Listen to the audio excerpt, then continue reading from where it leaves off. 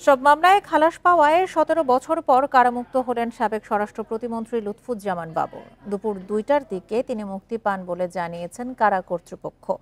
এই উপলক্ষে সকাল থেকে ঢাকা কেন্দ্রীয় কারাগারের সামনে জড়ো হন তার কর্মী, সমর্থক ও নেতাকর্মীরা। এ সময় অসংখ্য মানুষ ব্যানার, ফেস্টুন নিয়ে স্লোগান দেন নেতার মুক্তির আনন্দে। এর আগে মঙ্গলবার আলোচিত ১০ ট্রাক অস্ত্র মামলায় লুৎফুজ্জামান বাবর সহ ৫ জনকে খালাস দেয় হাইকোর্ট।